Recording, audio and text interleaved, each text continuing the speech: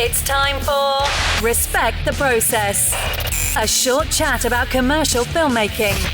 Here's your host, Director Jordan Brady. Oh, thank you, Helen. Listeners, I'm going to get right to it. Comedy director Michael Martin is on the show. He does fantastic work. It's a great conversation. That's right, Helen. He was a funny copywriter at the Barkley Agency before directing, and we do have a lot of friends in common. So they get some shout-outs here on this episode. I've been sitting on this conversation for a few months. Been a lot happening in my life. So I'm really happy to get it out in the world. You're going to love Michael's chat. And I implore you to go to his website and check out the work. I'll post links at jordanbrady.com. By the way, the new and improved jordanbrady.com, Helen, finally upgraded after all these years. There's links to shows and courses and other stuff to Commercial Directing Film School. Boot camp. This is big news. Boot camp, January 24th, 2026. Limited to 10 filmmakers. This will be my 28th boot camp since starting this thing in 2015. So for over 10 years now, 28 boot camps. And people go on to do everything. They direct big campaigns, start their own company, sign with companies. They buy mansions and yachts, eat exotic foods after boot camp. There will be an artisanal lunch served, and I do a one-on-one call with everyone who enrolls. Limit 10 filmmakers. Gobble up your spot now. Lastly, I have a lot to be thankful for. Thanksgiving came early. On Friday, before Thanksgiving, I went to the doctor, had my blood work done. I am cancer-free. And, I went public with the whole prostate cancer because I didn't really know about prostate cancer, and my doctor called me. So I want men to get checked. Women, you can't get checked. And if you catch it early, it's so easy to treat. Like my whole thing was 5 months, almost to the day. I have directed in adult diapers since, and I don't know how long that's going to continue. I have a big job coming up this week. I probably will wear the Depend. Oh, fun fact, and then we'll get to the Michael Martin interview. Depend, I've always said depends, Helen, with plural. That's right, it's like Triscuit. It is singular, Depend adult diaper. I mean, it's not been a big part of my life other than jokes until now, but those people got it dialed in. They're good. I tried other brands off Amazon and everything. I tried to get discount ones and everything, but the Depend people have it on point. Okay, let's get to the interview with Michael Martin. Michael Martin has joined the podcast. I have. I'm doing great, man. Wow, look at you, got the real setup. I have had, it's one of those weeks where I had like 15 video calls in a row. So I was like, you know what? I'm just going to put the mic up and do the thing. So, yeah. You had the mic or you went out and got it? I had it because I'm actually, I got started with the creative anything because I was a musician. I don't know. I see that. Yeah. For the listener, there's amps aplenty in the background. Yeah. And so I've just always had microphones and music stuff around, and I dug this out a couple weeks ago, and I've got the official podcaster stand and all that. I've had that for years. So I've never gone the official podcaster stand. I went with mini mic stand. I'm also not recovering, probably just a still actively suffering gearhead. I just love cameras and lenses and mics and I mean, obviously. So anytime I get the excuse to buy a little doodad, I'm all about it. So looks like a Metallica concert behind him. I don't know. Yeah. And Michael, you must be friends with Brad Jungles and John McCone.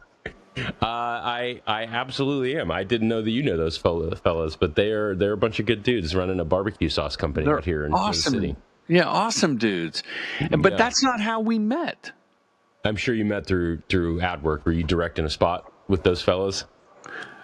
I directed spots for Brad and John McCone cut them.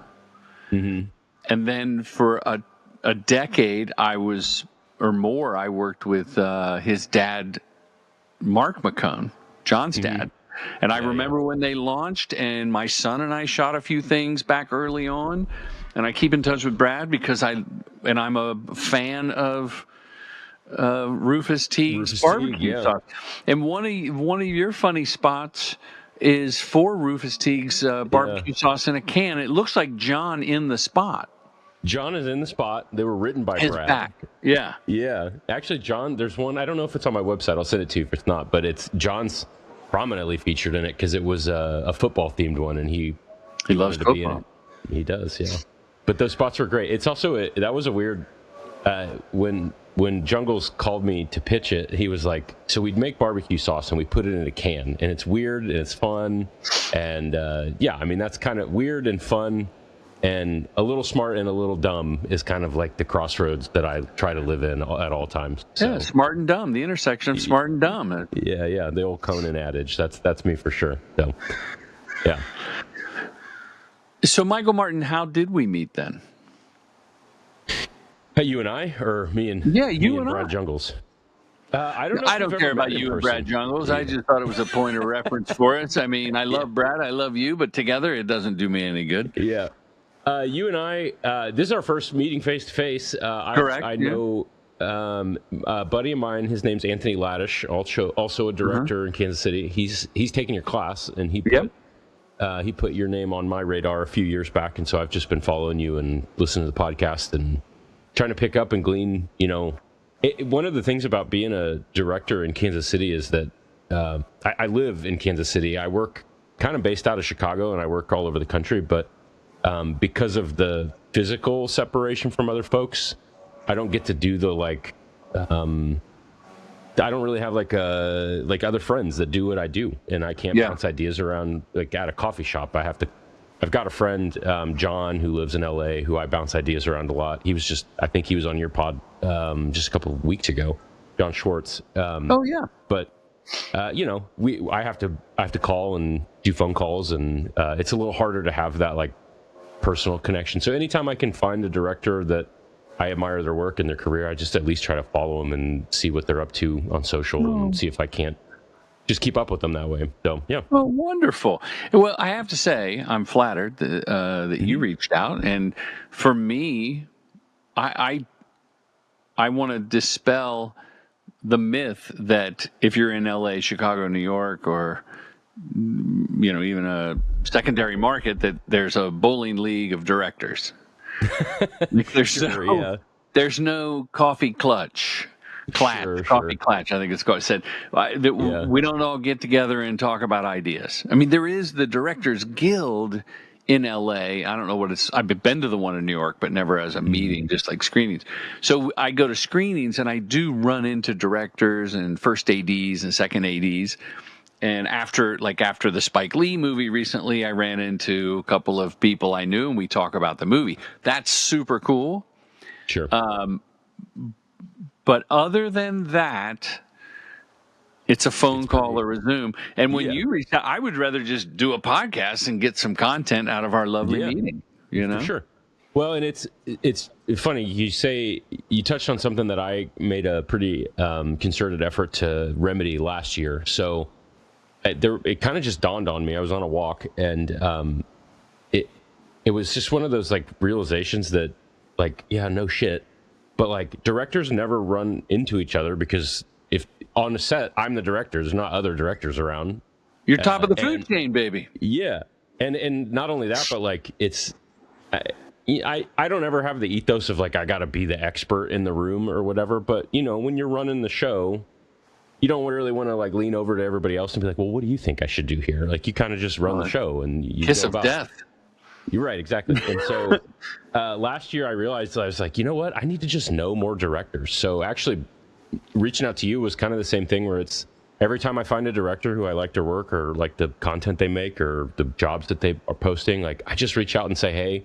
And it's especially in the world of, I'm sure you get hit up, we all get hit up on Instagram all the time about there's always an ulterior motive of like a DP wants to connect, which like they're all friendly and it's great. Yeah. But they want a job, and I get that, and that's the way the world works. But when a director reaches out to another director, like I have nothing to gain. You're not necessarily gonna give me a job. Like it's just I just want to be pals. Like that's all there is to it. And I think there's something nice about that, being a little disarmed of just talking shop with other people who do what we do. So. That's exactly the purpose of Respect the Process, to talk to other people that do what we do. I reach out occasionally on LinkedIn. I'll message someone, a creative director or a creative, and I like their work. And I never, as in absolutely never, go, hey, I would like to work, or sure, yeah. What do you got? Because I think it's implied. Like, obviously, I'm a director, and if you have something, that'd be great. But I'm at a point where it's like, if not, I still like your shit. It's a unsolicited compliment. Especially if I'm reaching, I will reach out directly to brands at times, just because, the world's changing and it is what it is. But I always, even in the first email and then when we talk, like the angle I always take is like, I actually just want to be friends with you because I like what you do. And I like, especially when you're talking about reaching out directly to brands, like, how much easier it is to make projects for people who make products and services that you actually like. Like it's a much easier prospect to make a commercial for, a home brewing company because I'm a home brewer and I like the equipment that they make. So just calling out and making friends is part of it. And really, like, I think it's maybe even just the post-COVID thing of having to, socialization doesn't happen by default as much as it used to, for me anyway. Yeah. Where there's always a happy hour or a screening or whatever. And so now I've just tried to be like a little more proactive of reaching out when I think someone's worth talking to. So teach me how to reach out to Jarritos. Jarritos is a Mexican soda, sugary sweet, colorful. And I have a cooler, a bear-proof cooler. It's not a Yeti, but it's like, I think it's a Walmart ripoff of Yeti, but it is bear-proof, made in the USA. And I stock it full of Jarritos on set, and I bring it in my trailer to set, and I give it to anybody, crew, cast, creatives, anybody that wants it. Because I love Jarritos, and I don't drink a lot of sugar anymore, but I do on set. It fuels my creativity. Yeah. And I love their Instagram, and it matches Ben Brady, my son's vibe as a cinematographer, director. And I want to do commercials for Jarritos or content. Like what? How do I? Sorry, I just bumped the whole setup here. I want to know how to reach out other than just doing it on my own and posting it or sending it. And the like spec work. Backdoor pilot type of thing. I never vibed much with that, but the couple of clients that I do have that are direct, one of them is Boulevard Beer, which is they're a craft regional sized brewery in Kansas City. But I grew up, when I was in college, I was drinking Boulevard wheat beer, and it was kind of, how we all have those like dream clients and they escalate as your career goes on. But for me, that was the first one. I was like, once I get that, I'm a director now. That was the threshold for me. I love it. And the way we got that is, we literally just went to bars that carried Boulevard Beer and asked them, can you connect us to the distributor? And then we followed the gumshoe trail all the way to their brand manager. And we just like a detective. Kind of, yeah, a little bit. And, I think there's a little bit of, in those days, it's a blessing of like youth and ignorance of how things work where you just do it. And naivete, we say. Oh yeah, for sure. And we did have like a little a buddy of mine, Caleb Bratchard, who's another director. We had like it was kind of a spec spot, but it really was just something we shot at a bar and we showed it to them because it applied to them. And they were like, well, we don't need anything right now, but we'll call you. And the other thing with reaching out to clients directly is like some of the work that I'll do for those clients, like they don't have the, $1 million ad budgets, but they do come to me and say, we have X amount of money. Do you want to write an idea? And then we'll just make it. And so a lot of the spots that I've done for them, like they came out of my brain, which is... Oh, that's fun. That's the best. Those are the best. Kind of the holy grail. Yeah. And it's, you have to give up the payday, but, whatever, who cares? What I love about your website here, which is twoseam.com. Am I saying that right? Yeah, that's right. Yeah, it's twoseam.com. Like a two-seam fastball. Yeah. Yep. Oh, you don't have to tell Mr. Sports. Actually, you did. I had no idea that's what that meant. You say, do you have an idea but no clue about the budget? Great. We can work with that. Do you have a budget in mind with no idea what to make? Sure thing. We do that all the time. Do you have an idea? Oh, no, sorry. Do you have no idea, no money, no clue, and just need someone to talk to? Yep, hit us up. That's me, yeah. I love that. Yeah. So that's I started a production company when I left a job at an agency, Barkley. What agency? Here. Barkley was the name of it. They just merged with OKRP. Yeah, that's where you met John. That's where I met Brad Jungles and his partner Matt at the time. We did a ton of work for years. Then there was I don't know if you ever met my buddy Steve Spencer was their creative director. Steve's a Texan, and he wears flip-flops 24/7, 52 weeks a year, and he and I and Brad and Matt and we did a bunch of Barkley jobs. Then there was kind of a changing of the guard, right? And I was thrown out with when the creatives all left, and Brad joined the barbecue, and Steve went somewhere else. And I kept in touch with a lot of them. And what was my point? Oh, so Barkley. A lot of great work came out of Barkley, and then they recently merged, but still are independent, so that's cool. So you were I was an in-house team. Yeah, you were part of the death of the production company world. Yeah, I am. I'm very sorry. Yeah, and it's really funny. I always tell this story that I was in the in-house team, and when you're younger and you're on that team, you have the delusions of like, man, I want to make the cool work, not just the case studies. Right. So I left and tried to go do my own thing. And about that time, there's like a little bit of a sea change where some of the mid-sized budgets started going back to the in-house teams. So really? I don't know, at least in the budgets that I pitch, every now and again, it'll be like, here's the triple bid. And then, also their in-house team is pitching it. And if the in-house team is good, which most of them are, their treatments are good. Their budgets are usually a little lower because they have less hard costs. But I have pitched the deck and lost stacked? against them. You've lost against the in-house team. Yeah, it's. Are you surprised? I mean, it's a revenue source for the agency. I'm not surprised. I mean, no, that angle. No, I'm not surprised at all. But I do.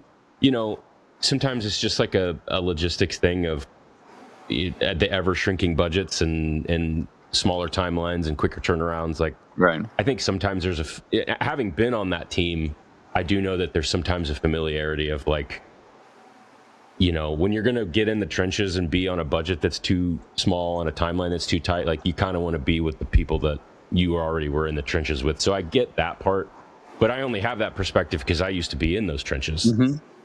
Had I not been, I think it would have been a little bit different perspective. But and I still talk to. There's a bunch of guys that were on that team that I still stay in touch with. See, there's your club. There. Yeah. There's your coffee club. Yeah. We should start a bowling league. You should. And have your own shoes. Don't rent the shoes. That's great. Never. Michael, what's interesting, I've been saying since really probably about 2017 or 18, advising newer directors to try to get the in-house gig because you're shooting more than if you're a director raising money to shoot a spec or getting smaller clients these days or shooting with your iPhone, whatever. I just think it's like if you want to work out, you can't afford a gym membership, work at the gym. Yeah. Right. I also I tell younger folks the same thing. Like it wasn't my first couple of years, but I had been at a post house for a few years, but I think I spent almost 5 years at Barkley. And it's a lot of case studies and a lot of like stuff that is you'll never see the light of day after you hit send on it. But every now and again, a job for Dairy Queen would pop up, and they didn't have the budget to send it out of house. And then when I was only 4 or 5 years into my career as a filmmaker, I had, here's a Dairy Queen thing that I did. Look at that. There's very little budget on it, and it was a quick turnaround, but like someone sees Dairy Queen on there, so cool. That's really rad. Michael Martin got the DQ on the reel. Did it ever lead off your reel because it was a national brand and a colorful spot and a good-looking finish to the film? I think those types of jobs led me to at least get interest from other production companies. Gotcha. That could see like, it's a little bit of a threshold of, well, there's some national brands on there. And then another huge thing that happened through that connection with Barkley was they do a charity event every year called Big Slick. I know the Big Slick. David Keckner, Rob Riggle, Paul Rudd. All those dudes. And Sheryl Crow might be involved in the Big Slick. She came one year. And so Barkley handled all of Big Slick's stuff. And 1 year, they just needed something done very quickly. It was very early in my production company, and they called me, and I made it. And so now I've got a piece where, like, I've got Paul Rudd's face on my website as well. That's huge. That's a huge thing that, I wouldn't have had if I hadn't had that agency connection. And that, I think, led into especially with celebrity work as a young director, once you have one, then they can pitch you on more, and then the ball gets rolling. And I wouldn't have had that without Barkley. So I'm pretty thankful for that. And the great thing about Paul Rudd with his ever youthful face, no one knows how old the spot is. Nope. Yeah. It's all about relationships. From that. Yeah, it really is. It's all relationships, and that's the biggest commodity. I often talk real relationship revenue being last, real being what I'm creatively stingy about. Mm-hmm. But the relationships are really the currency. Right before we hopped on this recording, I was on with a friend, a big ECD at an agency that I work with, and he, I know when the call comes in, hey, we don't have a big budget, but it's really funny. And can I explain it to you? And I go, you can explain it to me, but you had me when the phone rang with your name on it. Like, you're calling. I don't care if it's like pointing the camera at dog poop, which would be funny for 30 seconds, like if the voiceover was good. It's funny that you say that. I did do that for a case study one time. Really? Yeah, I swear to God. Yeah, literally, it was a pet pharmaceutical. Oh, that's funny. It was fake. It was a prop, Of course. Yeah. You got it down at the gag shop. You got it at the joke shop. It's funny because as you were telling that story about, like, if my phone rang, there is one executive creative director that I've worked with that I got to know at Barkley that if he called me, it wouldn't matter. I would just work with him and he was the one that I made that case study with. I don't think I would have made a dog poop pharmaceutical case study had it not been him calling, but the story you're talking about, I actually did. So, yeah. And just to clarify for the listeners, we have never this was not a planned comedy bit. This was just that was just pure synchronicity and magic between Michael and Jordan. I have a couple executive creative directors who have my bat phone number. It's a special red old school phone I keep under a glass cake thing. Really? And when it lights up, I know we're shooting a commercial. I love that. Yeah, I'm gonna go buy a red landline today just because that's a cool thing to have around. It's a cool prop. Yeah. So, are you comfortable talking budgets of an in-house case study and an in-house project versus, let's say, Barkley has a 2-day shoot for one of their bigger clients. Mm-hmm. They're going to spend $500,000 to maybe $1 million, $500,000 to $1 million. Is that fair? For the external facing stuff. External stuff. They're going, Michael, you and your Dusty Rhodes T-shirt can sit this one out. We're going to go to Hungry Man Films and get a director we haven't heard of because Brian Buckley's going to turn this down. But still, we're going to be happy we have Hungry Man. Mm-hmm. And because that's how it works sometimes, right? That's how it works most of the time. Then they go, well, we got this in-house project. Mm-hmm. What is that budget? that typically an in-house agency would do? Yeah, those are all over the place, and I can only speak to. So I left understood. the Barkley. agency world, probably almost 9 years ago. But those would be anywhere from like, sometimes it would be like, hey, we have $5,000. You just got to go figure this out. And sometimes it would be, I think on the high end, we'd have like maybe up to 100 when we needed like a full cast and maybe a little bit of a set build and all that. But there was you're on salary. Yeah. You're on salary, and so is the crew? Like, it's a mix. So Veronica, grab a camera. Tanisha, get a boom microphone. We're doing a shoot, and Michael Martin's going to direct. Kind of like that. And, you know, sometimes you'd find local crews when you needed to fill it out. And they're most in-house production since I left. I left when in-house production was kind of it wasn't in its infancy, but it wasn't what it is today. When I see other agencies now, VML is here in town as well. Yeah. They have an insanely sophisticated production crew there with a great director and DP and a full post house. And they are full bore production companies. And when I left, it was a more like, hey, here's a couple of guys and gals that are really good at their gigs, but it's scrappy and small and super nimble. You could do things like there was one for DQ. I didn't end up going on it, but they told us on like a Friday, they were like, hey, the Queen's 90th birthday is in 2 days. You want to get on a plane and go to London and shoot this? And there's no pre-production. You just grab your camera and go, and you bring your Blizzard prop and you hire an actress and you just go shoot content. It's a lot more akin to how people make content, quote unquote, today. Yeah. Where it's just, you just go do it. That was more of the stuff that we were doing. That's the long in the tooth answer. That was actually quite succinct. And at first when you said it's the Queen's birthday, I was like, you mean all these years I've never known that Dairy Queen has a queen? But you meant the Queen of England. I remember the Queen of England, yeah.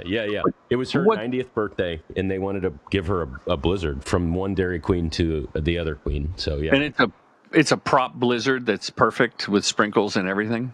I think that's what they took with them. Yeah. And they brought an actress that they put in a Dairy Queen. Like, she looked like a drive-thru employee, and she was like standing outside of Buckingham saying like, hey, I brought you a Blizzard. And then, oh, she didn't answer. I guess we'll leave it here for her and end on a product shot.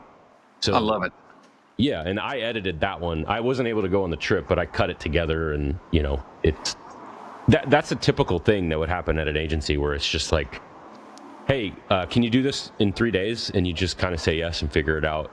That mentality is not, for big dog commercials where you do have budget.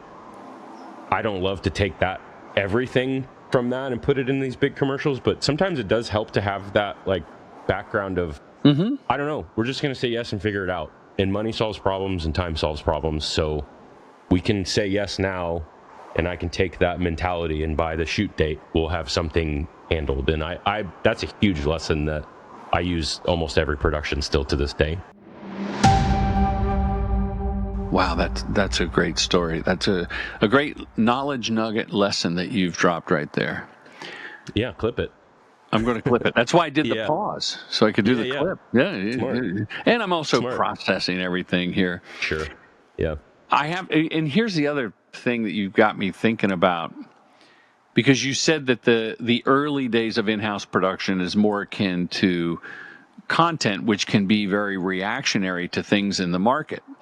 And I think we've seen one of the best Canadian exports ever, Ryan Reynolds, with his agency, especially a couple years ago. He was really hot with reacting to something in the zeitgeist and shooting it because he had his own, well, he's a millionaire and he had his own production company.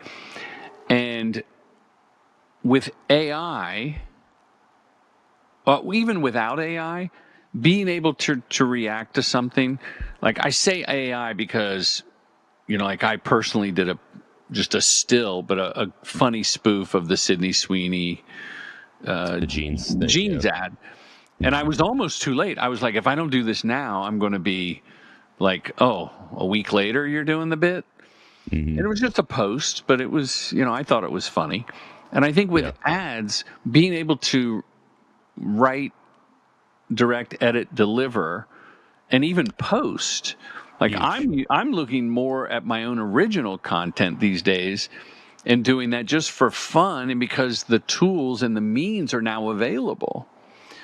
So that's a whole nother, it's a whole nother creative outlet. And so, yes, I want to do the Haritos, but if I'm going to spend my own time and energy and resources, I might as well just do it for fun or for a product of my own. Just for the love of the game. Yeah. And luckily I have Commercial Directing Film School as a product. So I've learned AI on the back of that, and I've done shoots for that, typically on the back of a paying production to get the production values up, right? Yeah. But here's my point, other than trying to subliminally plug Commercial Directing Film School, and you can learn more at commercialdirectingfilmschool.com, is the in-house agency, even as they've grown into these behemoth full-fledged production arms, still have an advantage to execute faster turnarounds because it's all in a vertical thing. And I'll give you an example here that goes beyond the agency. When I was in Houston, I talked to a friend. He had produced, he's kind of a fixer producer, Francisco. He's a wonderful guy. He took a job at Chevron, I believe, and they have their own LED wall and 4 stages within, I think it's Chevron, but it's an oil company that makes billions of dollars a minute. So the CEO doesn't have to go over to the green screen shoot across town. The CEO, to do the monthly report, gets on an elevator, gets off on the 3rd floor, gets in front of the LED wall. They put, a oil rig out at sea behind him, and he does his thing. 20 minutes later, he's wrapped, goes back up to work. And no post. No keying, nothing. You just nothing. Cut it. Yeah. Now, that leads me to think my advice years ago to young or new filmmakers to go in-house is still relevant, but it also may apply to this old dog can learn a new trick. Like, at a point, why not just go in-house at an agency or, more increasingly, an evil corporation? That's kind of my retirement plan, I think. When I'm done chasing pitches and these, I've never done $1 million budget. I think the highest I've ever done was like 400 or 500. So I'm by commercial standards, I'm still a small dog. I'm not in the big dog category yet. I don't know, $400,000 or $500,000. Medium, good. Medium dog. Yeah, unless it's for a 12-day shoot, then it's terrible. That's true. But I think going in house like something like that is something that it could be seen as like you got to swallow your pride and go to work for the man and all that, or it could also be seen. My friend Anthony Laddish, who was I know Anthony. He came to boot camp. Yeah, he went to your boot camp, and he probably gave me the best bit of advice that I got when I was struggling a few years ago, which was like, I was just whining about this awful job, awful budget, awful schedule. And he's like, hey, man, it beats working for a living. And I was like, oh, I never kind of thought about what we do is kind of a fantasy. So, enjoy yourself. And if I can do that in-house, fine. That's good with me. So I wonder if it was Anthony that inspired something I believe in, is that, and this was even before the pandemic, that you can live anywhere and direct commercials. You may have to try a little harder. You may have to take on a job, another role, wear another hat for some shoots when you're not directing.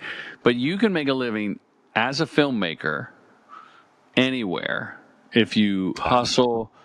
Yeah. Yeah, because why would, and I've probably said this a zillion times over the years on the podcast, Michael, is if you can live somewhere and have your kids can play with their cousins and you can barbecue with your in-laws or have your folks watch the kids when you go on a date, like the quality of life.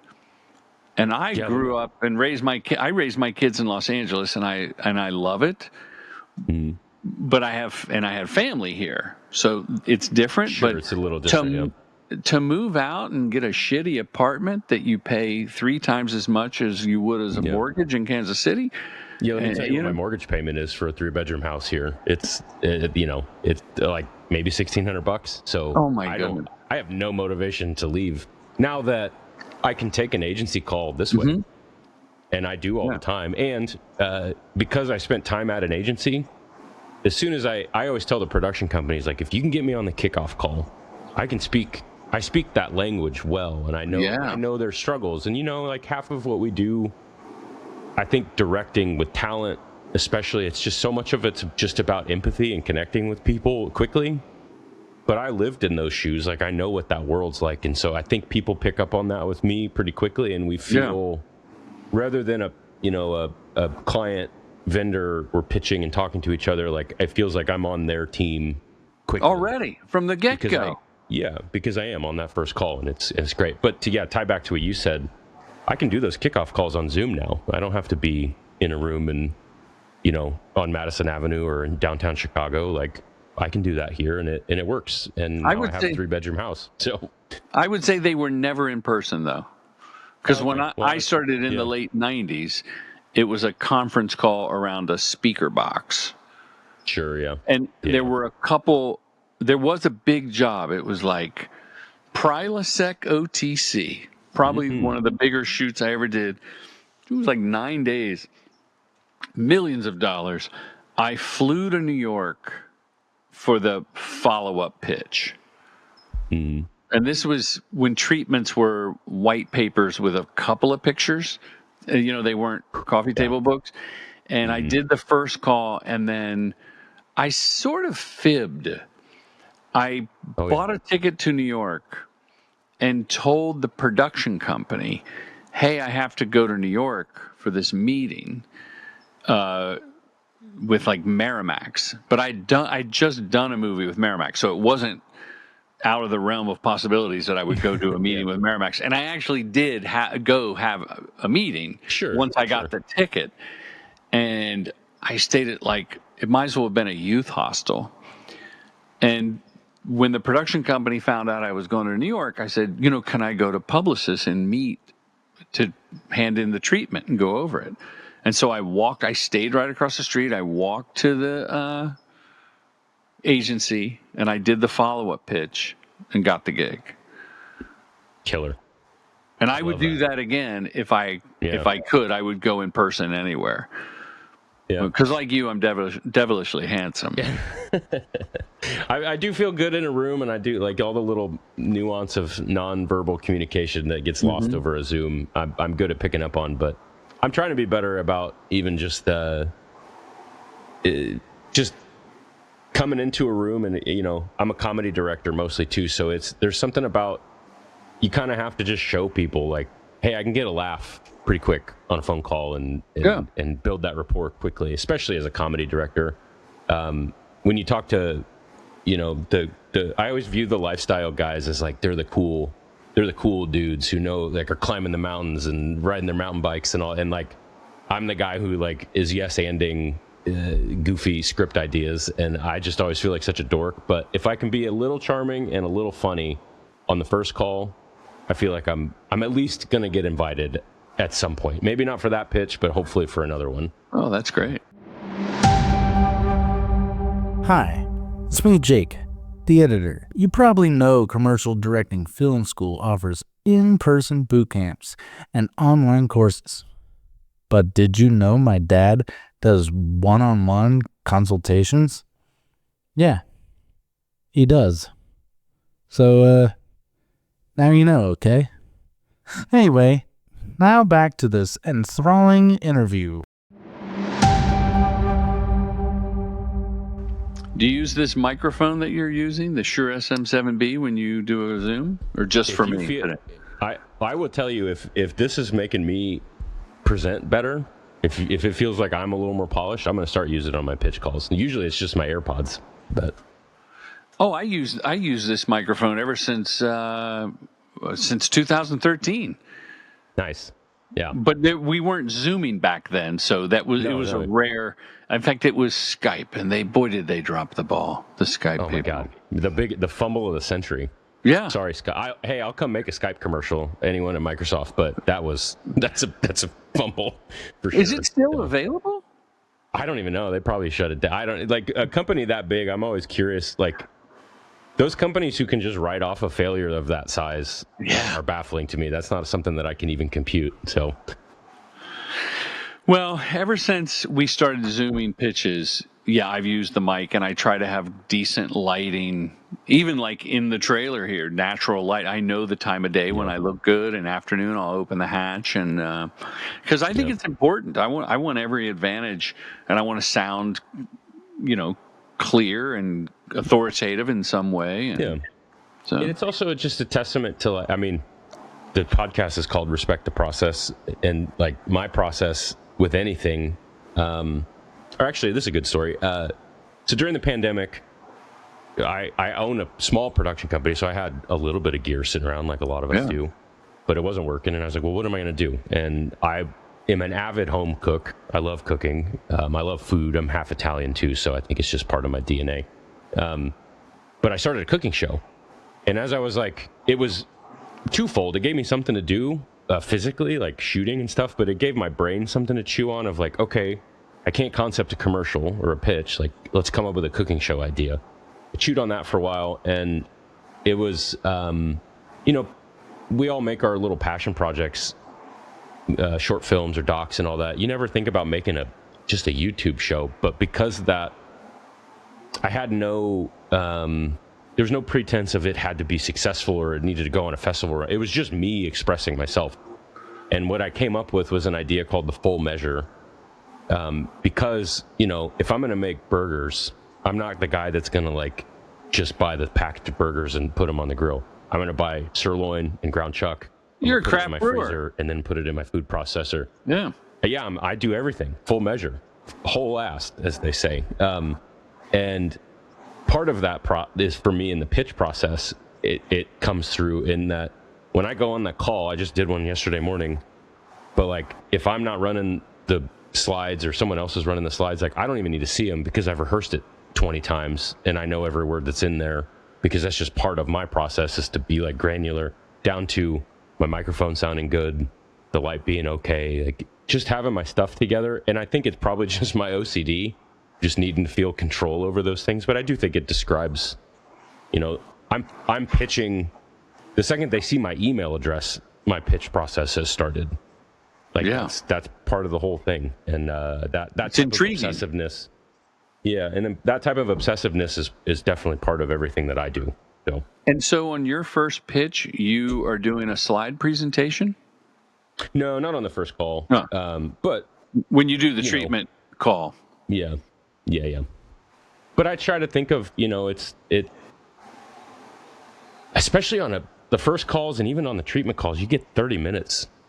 To convince someone to give you $300,000, you get 25 slides in 30 minutes. Like that's when you break it down into like just the elemental form of like, hey, we're gonna give you $300,000 to make our commercial, and I've got one maybe 20-minute phone call, 15-20 slides, and then another 30-minute phone call, and then they just have to decide based on that.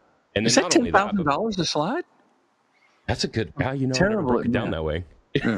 I thought that's where you were going. No, but because I've also been on the inside too, like I know not only do I have to sell them on me, I have to get them versed enough on the Michael Martin show that they sell me to sell their you. client. Yeah, they got to sell the Michael Martin show and get tickets, front row seat. Yeah. I got to build fans, and I got to do it in 30 minutes. So. Yeah, this has been great chatting about this, learning so much. And why did you, or let me ask it this way, where were you when you had the aha moment of, I'm leaving Barkley, I'm going to start Two Seams? There's a couple elements to that. There was a politician, his name's Jason Kander. He was the Secretary of State for the state of Missouri. He was, I couldn't talk about it then, I can now. He was getting ready to run for president in 2016. He had to end up stopping because he had some mental health issues that had to be dealt with from his, he had spent time in Afghanistan. special forces, so he had some stuff to go through. But he tweeted out, "Hey, I need someone to make video content for me." And I was just like, "Okay, I'll try it." I had to set up a Twitter account just to respond to that tweet. But that night, I'm sitting in his kitchen talking to him and his wife. And that night, it was, people That's on a that good trailer, tweet. they're moving quick. Yeah. Yeah. But they asked me if I would be interested. They told me how much they could afford, which was less than I was making at the time. But I thought about it as like, hey, that's a great first client to have. I can have that client, and then I can go do director work on the side. And then that only ended up lasting for a few months, but that gave me the confidence to take the leap. Also, I at the time had been with my partner for a while, so we had a 2-income household, which if anybody wants to be a freelance director, go find a partner that will financially support you, because that's kind of an important part of the equation sometimes. So, or at least has insurance. Yeah, the health insurance bit that's an important one for sure. You were having this inkling of a feeling that it was time to leave the in-house agency production, but you didn't know how to do it.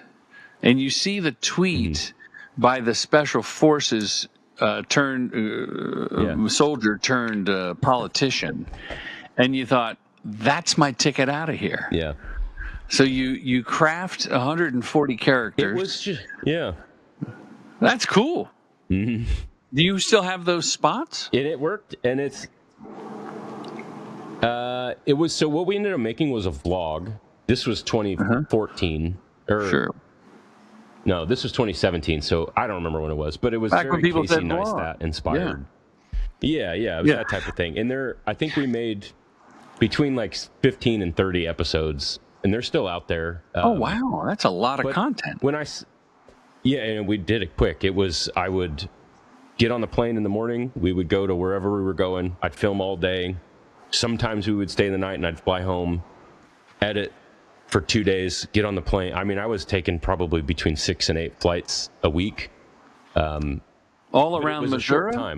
Right? Because, he was running for president, so he would go everywhere. He was going to, yeah. Oh, So he was everywhere. And he and I became pals. I'm still good friends with with both him and his wife. His wife and him are both New York Times bestsellers, living in the same house. So I just stay in touch with them. They're both super talented folks. But it is also a little indicative of my career, which is like, no one in my family is creative at all. They don't play so much as an instrument, let alone work in a creative profession. So this for me has always been like, I've had a real blue collar approach to like, I'm just going to keep trying until something works.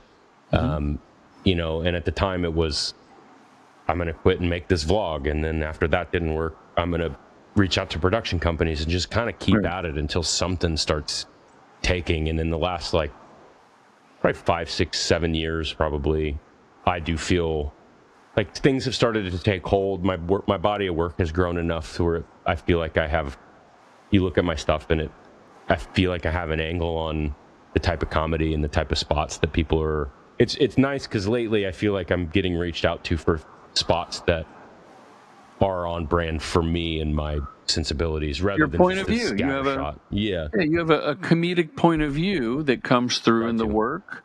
One of my favorite pieces of work, it's for, let me find it here. They're outside. It's 3 people outside, and it's the same guys in a bunch of them. Which here it is. Hold on, let me find it here. Jake, help me out here. And at the end they go freeze frame. Serious Bean Company, Buffalo beans, Dr. Pepper beans, and that's a wild one. Yeah, and at the end of one of the spots, they're listing things that they love, and then at the end, the 3 of them are out by a barbecue, and the guy goes, freeze frame, and they just stop. Yeah. That's funny to me. That's quirky sensibility, and that's you. Yeah, they freeze. So You There's don't always freeze this- frame the video. They No. just stop. I always like playing with. So I always tell people I got into. A lot of filmmakers are like, "Oh, I saw Star Wars and I wanted to become a filmmaker." Yeah. I loved Star Wars as a kid, but I genuinely love advertising and commercials. I did when I was a kid. I do today. So there's always an angle of like I'm playing with like a nod and a wink at what we're doing, which is it's filmmaking for making advertising. I even have one for that beer company where you can hear the narration, the VO talking, and like the voiceover actor is talking to himself and saying, "Wait, hold on, this script can't be right." No, yeah, that's right. And there's always this like meta thing that if I can sell that in, is really fun. Self-referential. Yeah. Was there a movie that you saw? Did you like Mel Brooks? He kind of did that early on. Mel Brooks for sure, but then a lot of it, like I'm in a weird cusp, like where I grew up on a lot of the classic films, but I'm also I was a real early adopter of like internet humor and all that. I also like the Lonely Island guys are like square in the crosshairs of my high school. Yeah. For that type of. It's always a little tongue in cheek and never took itself too seriously. And even to this day, like I still am an avid SNL viewer, but like the directors that I follow their careers closely are like Mike Diva. Yeah, Mike Diva's great. Yeah, You got to get Mike Diva on the show, Helen. Yeah, he posts a lot of behind the scenes from his SNL work too. Seems like a nice fella. He does, and Dan Beulah has been that's a newer one for me. But they both work on SNL, but they make this. It's always this like. It's dumb comedy for smart people, the tone and approach, where it's like just goofy stuff, but you do kind of have to be paying attention to get some of the layered nuance of the joke. And I like that stuff. I think that's fun. And also, like to bring it back to that Beans commercial, yeah, you can do the heady joke, but then also the faces that some of those people are making they're just goofy and they're kind of absurd. And hopefully you can get a laugh out of that if you don't pick up on the other part of the joke. Wow, that's been great. It's been great hearing learning all this. What I like about the SNL stuff is they have even the song parodies that go on long, or they're not parodies, they're actually like just funny songs. They'll do a music video. There's usually a third act twist to it. It kind of turns in on itself. That's what I saw in that commercial, that they were doing it, and then they made fun of themselves being in a commercial. So bravo, Michael, bravo. Thank you, Michael. Thank you. We have come to a close. A couple of questions here. Yeah. So someone's listening on, they're on their treadmill right now, or they're walking the dog around the lake, and they stop and they look down at the show notes on their phone, and there's a hot link when they click Michael Martin. Where do they click on that link? Where does it take them?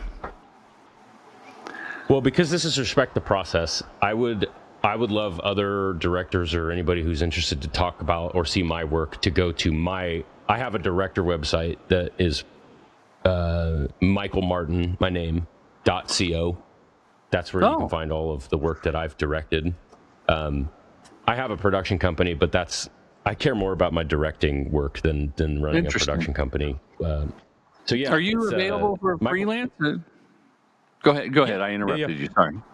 Oh no, you're good. Yeah, it's just michaelmartin.co, and I can text you or I'll email you the .co. But I can figure that out. That's pretty easy. Yeah. I just don't want someone to think it's how many people can't spell Michael. Really? It's wild how often people misspell my name. Yeah. Do you own michaelmartin.com?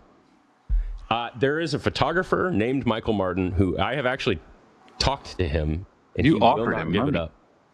I offered him money, good money. Yeah. Nope.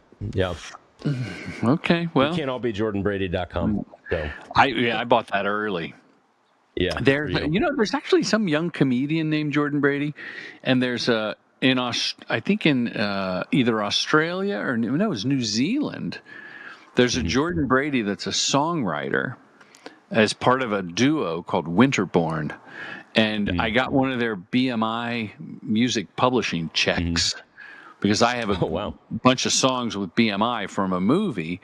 And I was like, well, I didn't write this song. And it was only for like $30 or something, but it was a real rigmarole to get the check to these kids. Wild. It was a pain in the ass for BMI. I'm like, well, it's not my mistake. I have my own catalog of works. Yeah. The last question is how we end the show. What does respect the process mean to Michael Martin? That's a good one. And I spent some time thinking about it because I knew that question was coming. I think for me, I'm a highly impatient person, and I know that my best work, not only professionally, but even like personally, like if I want to get better at, anything in my personal life, having respect is also having the patience to understand that like it is a process. My process for coming up with treatments is the same every time now. Like put my headphones on, I put on the same like 4 or 5 bands that they're just my tried and true, and I go for a walk for like 5 miles. And that's day 1, and day 2 is putting it together, and it just takes time and having the patience of like, I can't bang out a treatment in one sit down. Maybe other people can do that, but like giving myself the space and the time and the permission to do the process is the hardest part for me, because I want to have a phone call and then a treatment that night, and it just doesn't work that way. My wife will go. That's my abridged answer. That's a great answer. My wife will go, have you been working on the treatment? I go, all day. She goes, what? Have you written anything? Not at all, but I think I have a cover page. I think I found the image for the cover, and I know my attack. So I'll get on my electrical bicycle, analogous to your walk, and just ride around and be like, okay. And sometimes it's as simple as I'm going to skip all the bullshit. I'm going to get right to I'm going to start with going through the scripts, and then I've never met these people before. Oh, maybe I got to hire someone to make it look pretty, or, I'm thinking about the strategy of how do I present myself and my approach. Mm-hmm. And lately the treatments are minimal, 12 pages. Yeah. Because I'm just tired. Yeah, I'm tired. Well, sure. I try to keep it under 30, but it's, it's also... They don't read them. They don't read. For one, they don't read them. I started making them as websites, and I feel like that's gotten a little bit better. But, we're also... I know you do a lot of comedy, and, like, so much of that for me, and part of that process for me is, like, sometimes the comedy's in the room, and it's not going to be on the page. It's going to be in the way that I cast it and the jazz that I'm playing with those people. And like, how do you can't put, just trust me, bro, on your treatment and then hope that they hire you. But you kind of do have to sell them on that. So, yeah. I have actually said, in fact, I said this recently and lost the job. At the end of the day, won't you just put in my reel? And if that works and you like that humor, like everything I'm telling you that we're going to do, and the jokes and the ad libs and alt lines, all that's great. But at the end of the day, isn't the tone of humor in the 7 spots that the rep sent, isn't that going to tell you what I'm going to deliver? Because the film's going to look like that. Right. Right? You would think. Yeah, I would think. Well, and it's also, I know oftentimes too, it's like, hey, this joke is a yo-yo comes down and hits a dog on the head. Do you have any spots where you have a yo-yo hit a dog directly on the head, and that's comedy, and you're like, nah, not really, but I could do that. And they're like, well, but that's what we're looking for. So, yeah, I have a boomerang that hits a koala, but I don't know if that translates. No, we'll have to keep looking. Sorry. Michael, this has been a pleasure to chat and to get to know you. Invite me to the Bowling League's championships. Absolutely. I'll fly in. And listeners, check out the work at michaelmartin.co. That's Michael, AEL at the end. That's it. Yep. And please keep in touch and keep me informed of your successes. I appreciate it, yeah. And looking forward to rolling some strikes with you. I'll talk to you later. Thanks, Brady. Thanks. Commercial Directing Film School's mission is to help filmmakers direct commercials professionally. With online courses and in-person boot camps, we demystify the process to get you to the next level, all taught by your accessible mentor, filmmaker Jordan Brady. True Gentleman Industries. We make commercials.